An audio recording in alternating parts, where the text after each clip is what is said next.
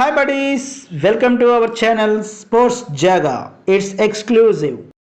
చండీగఢ్ వేదికగా sun Risers Punjab మధ్య జరిగిన మ్యాచ్లో 2 రన్స్ తేడాతో సన్ రైజర్స్ గెలిచి ఊపిరి పీల్చుకుంది. మూడో విజయం కోసం ఇరు జట్లు తీవ్రంగా పోరాడిన ఈ మ్యాచ్లో సన్ రైజర్స్ ఎలా గట్టెక్కిందో ఇప్పుడు తెలుసుకుందాం రండి. పంజాబ్ టాస్ గెలిచి ఫీల్డింగ్ ఎంచుకుంది. ఇరు జట్లు సేమ్ జట్టునే కొనసాగించాయి. మొదట బ్యాటింగ్ ప్రారంభించిన సన్ రైజర్స్ రబాడా మొదటి బంతికే హెడ్ ని క్యాచ్అవుట్ చేసిన రివ్యూకి వెళ్ళకపోవడంతో ఊపిరి పీల్చుకుంది. కానీ హర్షదీప్ హెడ్ మక్రమ్లను ఒకే ఓవర్లో అవుట్ చేయడంతో పాటు అభిషేక్ శర్మ కూడా ఫెయిల్ అవడంతో 40 పరుగులకే 3 వికెట్లు కోల్పోయి కష్టాల్లో పడింది ఎస్ఆర్హెచ్. క్లాసెన్తో పాటు మిగతా ప్లేయర్లు విఫలమైన నితీష్ రెడ్డి సమద్ సహాయంతో స్కోర్ బోర్డుని పరుగులు పెట్టించాడు. 15వ ఓవర్లో 22 పరుగులు సాధించి హాఫ్ సెంచరీ పూర్తి చేసిన నితీష్ రెడ్డి సన్ రైజర్స్ ని 133 పరుగులకి 5 వికెట్లతో మంచి స్థితిలో ఉంచాడు.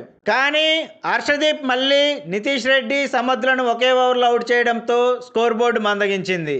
షబాజ్ చివర్లో మెరవడంతో సన్ రైజర్స్ 20 ఓవర్లో 182 పరుగులు చేయగలిగింది.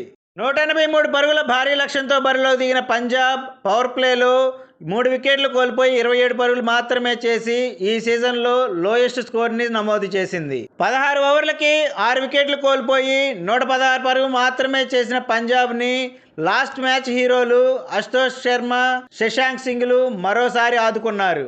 4 ఓవర్లలో 67 పరుగులు సాధించాల్సి ఉండగా 3 ఓవర్లలో 38 పరుగులు సాధించి హోప్ని క్రియేట్ చేశారు. చివరి ఓవర్లో 29 పరుగులు అవసరం కాగా 3 సిక్సర్లు కొట్టి మొత్తంగా 26 రన్స్ రాబట్టి కేవలం 2 పరుగులతోనే ఓటమి పాలయ్యారు. వీరిద్దరూ పోరాడకపోతే పంజాబ్ దారుణ పరాజయాన్ని చవిచూసేది. నితీష్ రెడ్డికి ప్లేయర్ ఆఫ్ ది మ్యాచ్ లభించింది. ఈ వీడియో మీకు నచ్చినట్లయితే లైక్ చేయండి, షేర్ చేయండి. ఇలాంటి మరిన్ని అప్డేట్స్ కోసం please subscribe our channel. Bell icon click చేయడం మర్చిపోకండి. Thank you buddies.